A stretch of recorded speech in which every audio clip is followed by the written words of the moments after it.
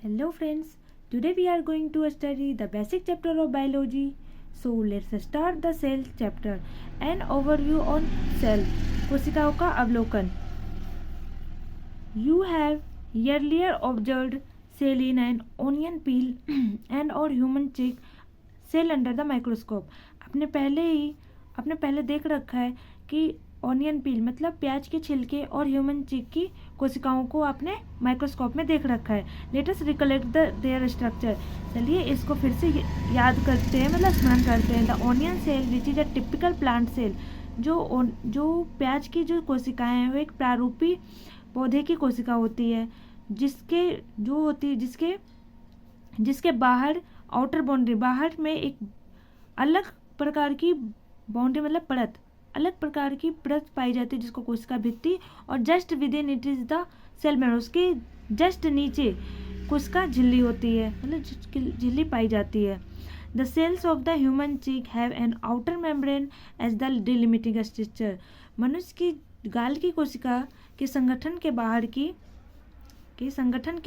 की केवल एक झिल्ली संरचना निकलती दिखाई पड़ती है. Inside its cell is a dense membrane bound structure called nucleus. अंदर में जो ह्यूमन चेक जो होती है उसके अंदर उसके अंदर की कोशिकाओं में एक डेंस मेम्ब्रेन बाउंड स्ट्रक्चर होती है, मतलब जटिल झिल्ली होती है. बाउंड मतलब इसको बाउंड बोल सकते हैं. ये बाउंड होती है, संरचना होती है जिसे न्यूक्लियस कहते हैं. न्यूक्लियस मतलब केंद्रक कहते हैं. This nucleus contains the chromosomes. यह जो न्यूक्लियस है, यह जो केंद्रक है वो बना होता है क्रोमोजोम से.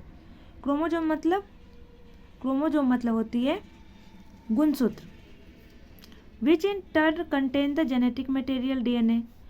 जो कि जेनेटिक मटेरियल मतलब होती है अनुवांशिक पदार्थ जिसे डीएनए कहते हैं. Cell that have membrane bound nuclei are called eukaryotic. कोशिका के पास मेम्ब्रेन बाउंड न्यूक्लियस होते हैं. मेम्ब्रेन बाउंड न्यूक्लियस का मतलब हुआ ये न्यूक्लियस है तो इसके अंदर जो है ये मेम्ब्रेन है. ठीक है. मेम्ब्रेन के बाद होती है सेल वॉल. तो ये बोल रहे हैं कि सेल के पास मेम्ब्रेन बाउंड न्यूक्लियस होते हैं. कोशिका जो होती है, कोशिका के पास मेम्ब्रेन बाउंड न्यूक्लियस होती है जिसे यूकैरियोटिक कहते हैं. जिस कोशिका में मेम्ब्रेन बाउंड न्यूक्लियस अगर पाई जाए तो उसे न्यूक्लियस कहते हैं,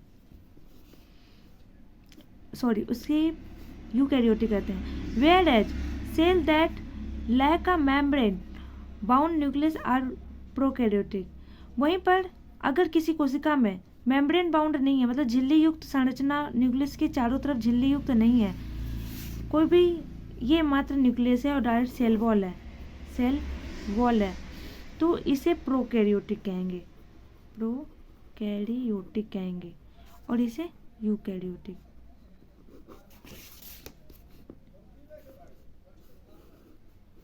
In both prokaryotic and eukaryotic cells a semi-fluid matrix called cytoplasma occupies the volume of the cell. दोनों प्रोकैरियोटिक सेल और यूकैरियोटिक सेल के अंदर जो एक फ्लूइड होती है, जीव द्रव्य जिसको बोल सकते हो, एक द्रव्य चिपचिपा पदार्थ होती है सेमी फ्लूइड मैट्रिक्स, जिसे साइटोप्लाज्म कहते हैं, जो कि सेल के वॉल्यूम को ऑक्युपाई करती है, मतलब घेरती है. ये इसकी बात कर रहा है. ये यहाँ पर ये हो गई न्यूक्लियस और ये हो गई मेम्ब्रेन. तो इसके अंदर जो भी फ्लूइड रहेगा इसे साइटोप्लाज्म कहेंगे. The cytoplasm is the main area of cellular activity in both the plant and animal cell. जो साइटोप्लाज्म जो होती है वो मेन एरिया होती है जो कि सेलुलर एक्टिविटी को बताती है, मतलब जो कोशिका क्या काम कर रही है, एक्टिविटी बताती है. फिर various chemical reactions occur in it to keep the cell in living state. फिर बोलते हैं कि जो भी कोशिका की जीव व्यवस्था में कोई भी रासायनिक अभिक्रिया जो होती है यहीं से होती है, साइटोप्लाज्म से ही होती है. ठीक है. Beside the nucleus, the eukaryotic cell have other membrane-bound distinct structure called organelles. Nucleus के अलावा, बिसाइड मतलब अलावा, न्यूक्लियस के अलावा यूकैरियोटिक सेल के पास मेम्ब्रेन बाउंड डिफरेंट प्रकार के और भी स्ट्रक्चर होते हैं, और भी तरह के ऑर्गन पाए जाते हैं यूकैरियोटिक में, जैसे में endoplasmic reticulum, the Golgi complex, lysosome, mitochondria, microbodies and vacuoles. वहीं पर the prokaryotic cell like such membrane bound organelle, वहीं पर जो प्रोकैरियोटिक कोशिका में लैक होती है, मतलब नहीं होती है मेम्ब्रेन बाउंड ऑर्गेनल्स, मतलब झिल्ली युक्त संरचना प्रोकैरियोटिक सेल में नहीं होती है। Ribosome are non membrane bound, जो राइबोसोम जो होती है, ribosome are non membrane bound, पहला ये राइबोसोम जो है मेम्ब्रेन मतलब झिल्ली युक्त संरचना नहीं है। फाउंड इन ऑल सेल, मतलब सभी सेल कोशिकाओं में ये राइबोसोम पाए जाते हैं, both eukaryotic as well as prokaryotic. सभी सेल्स का मतलब है eukaryotic and prokaryotic.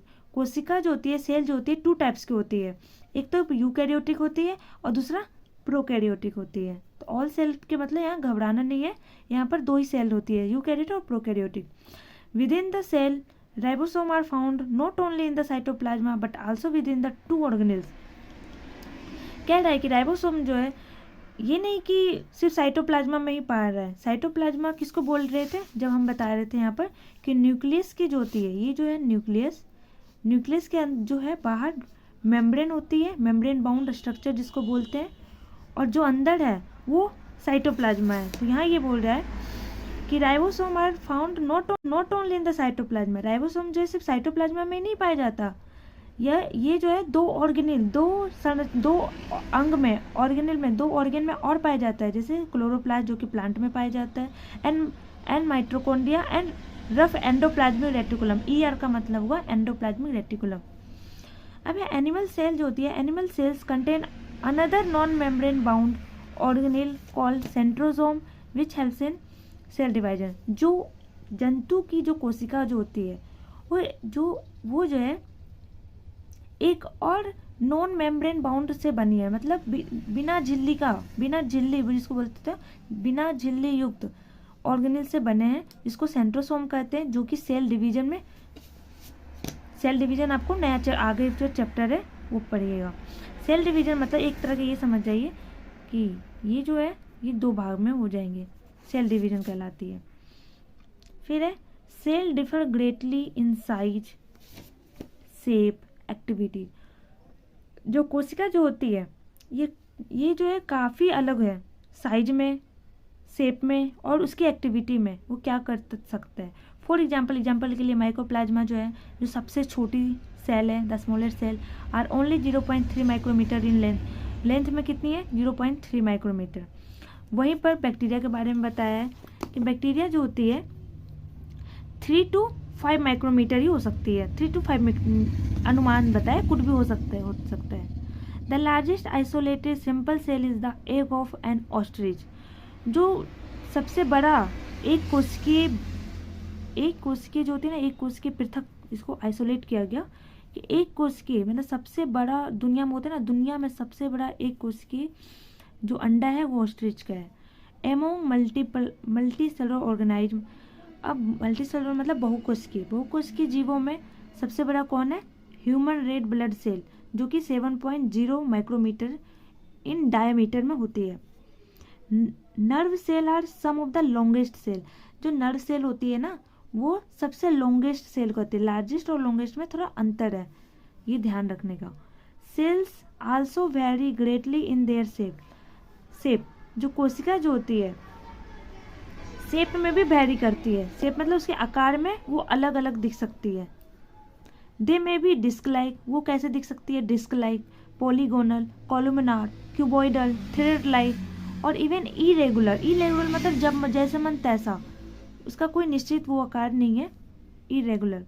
The shape of the cell may vary with the function they perform.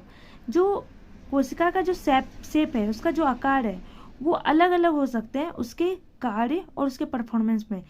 एक सेल बहुत मतलब अलग अलग कार्य कर सकते हैं, जैसे हम लोगों के किडनी में अलग सेल पाई जाती है, स्टोमेच में अलग सेल पाई जाती है, इसीलिए वो उन लोगों का फंक्शन भी अलग अलग है। इसीलिए यहाँ पर लिखा है कि उसका जो cell may very with the function and they perform, ये जो अलग अलग कर सकते हैं। ये उसका फिगर है। ये देखिए रेड ब्लड सेल का राउंड है, इसका सर्कल बता रखा है बाइकॉन के। वाइट ब्लड सेल का दे रखा है, कॉलमनार दे रखा है, नर्व